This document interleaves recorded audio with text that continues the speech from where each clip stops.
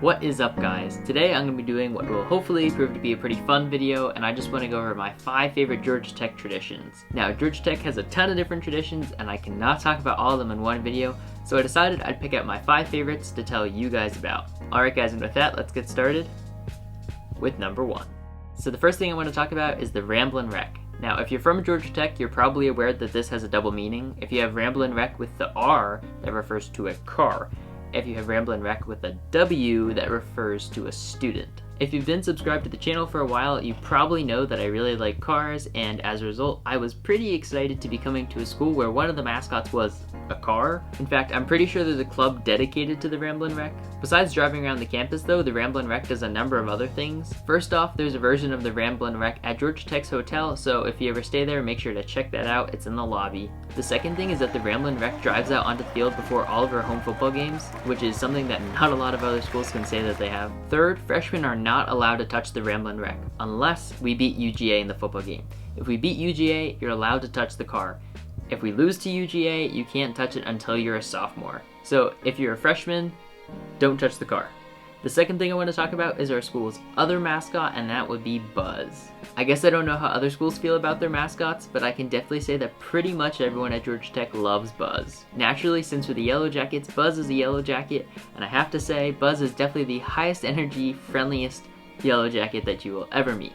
Buzz's identity is a tightly kept secret though, so students who try out to be Buzz have to be ready to come up with excuses and lie to people and not tell them that they're Buzz. If you already go to Georgia Tech, you very well know that you see Buzz a ton, and if you're someone who's going to be coming this fall, trust me, you will be seeing a lot of Buzz.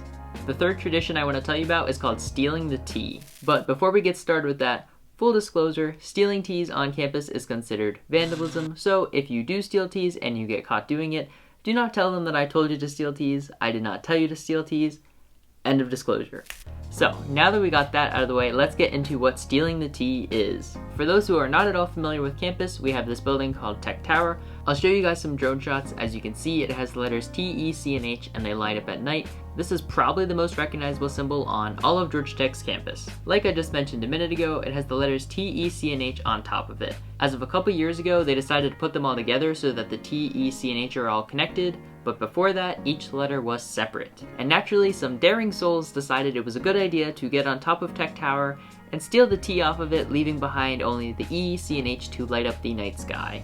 Now, over the years, this has gotten harder and harder to do. To my knowledge, I think the most recent time the tea was stolen was in 1999. I think the person got in legal trouble, so like I said before, stealing teas is vandalism, and vandalism is a crime, so don't steal teas. Since people can't really steal the tea off of Tech Tower, they decided to steal teas from other parts of campus. So if you ever walk around campus and you see signs that have the letter T scratched off, that is why. The fourth thing I want to talk about is rat caps. So, you'll get your rat cap during convocation. I would put mine on for this video, but it's currently in a box somewhere, so I will just show you a clip of another video in which I put it on now.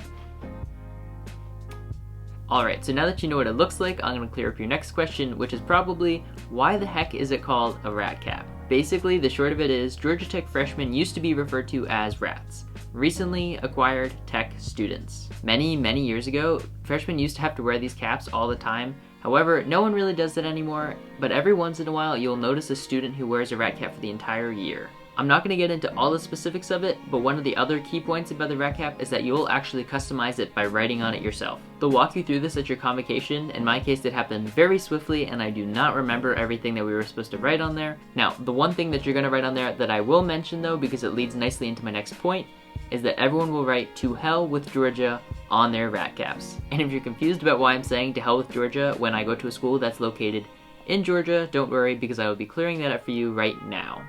So, to hell with Georgia. THWG. You'll see this all over campus. It's in our fight song. It's a pretty big deal. Also, just to make sure that we're all on the same page, although I'm sure most of you probably know this, when we say "to hell with Georgia," we are not referring to Georgia as a state, we are referring to UGA, or the University of Georgia.